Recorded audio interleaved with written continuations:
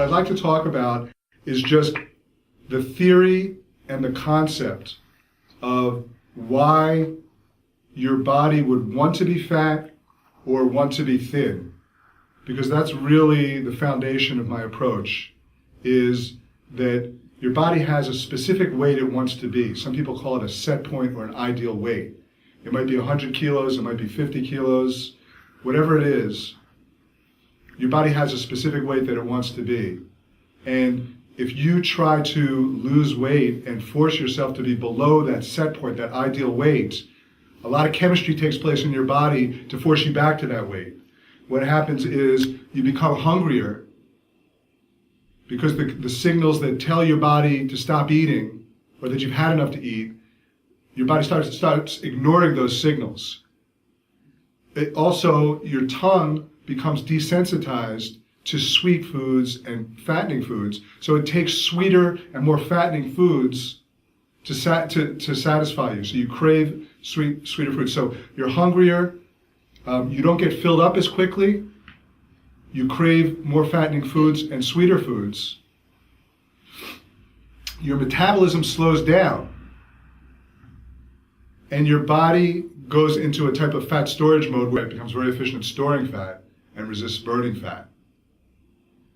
So all these things happen when you force your body to go below its set point or ideal weight. The exact opposite is true if you're above your set point. If your set point is 60 kilograms or 120 pounds or 150 pounds, whatever it is, I have to talk pounds and kilograms because I've got a varied audience.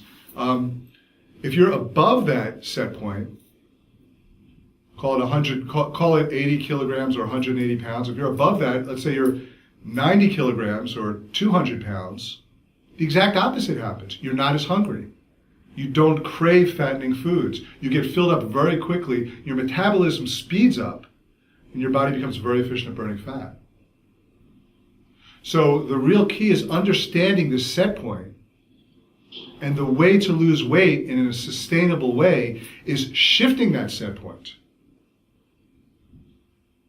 From being, if your set point's 80 kilograms or 180 pounds and you want to be 70 kilograms or 150 pounds, how do you shift your set point? In essence, what I'm asking is, how do you get your body to want to be thinner? Because when your body wants to be thinner, it happens automatically. And that was my experience that I lived through. Because when my body wanted to be fat, there was nothing I could do to lose weight. I mean, I lost weight in the short term by dieting, but my body was fighting me, and it kept wanting to be fatter. My set point kept shifting, until I was over 400 pounds or 180 kilograms. So my body was fighting any attempts at losing weight. It wasn't until my body wanted to be thinner and my set point was shifted that it became automatic. And then now it's 5 years later, and I've been the same weight for 5 years, and I don't diet or measure calories or I'm not on a program. I do eat very healthy, but I crave healthier foods. My metabolism is very fast. I've got the metabolism of a rabbit. I mean, it's very fast. And I have a lot of energy, so I enjoy being active. So all these things happen when you shift your body's set point. And so the question is, why does your body want to be fat? Or why would it want to be thin? Why would its set point be at any given weight? And how do you shift that? That's what I want to talk about today. So in order to understand this question, you have to really understand the whole purpose of fat. Why do we have fat in the first place? We don't need it today, right? There's no real function for fat. Not too many functions. But a long time ago, and if you look at our genetic heritage, there were times, many, many years ago, when we lived outdoors. We lived a nomadic lifestyle. We weren't farming. We didn't know when our next meal was coming from. And in that type of living environment, fat can be crucial to your survival. So if you take an example, let's imagine that you were living somewhere and it was a long winter or an ice age. It was cold all the time and there was no fruit. You couldn't fish because there were the lakes and ponds were iced over. What are you going to do? How are you going to survive if you're living in a nomadic lifestyle and it's cold for a long period of time and there's not enough food because nothing's growing, how are you going to survive? Well, those people that had a little bit of extra weight on them going into a long winter or a famine, they're the ones that survived. And they're the ones that, if they survived, then they were able to have children and pass on their genetic heritage onto us. So we inherited the genetics of being able to survive through famines and cold weather. Now, fat protects you in two ways from that type of living environment. One is that it protects your body against the cold. It's a form of insulation. So if you're living outdoors or in a cave or something like that, and it's thousands of years ago, having a little bit of extra fat will protect you from the cold. And having that extra fat will also protect you from not having enough to eat because you can live off of your fat stores. So if you were in that type of environment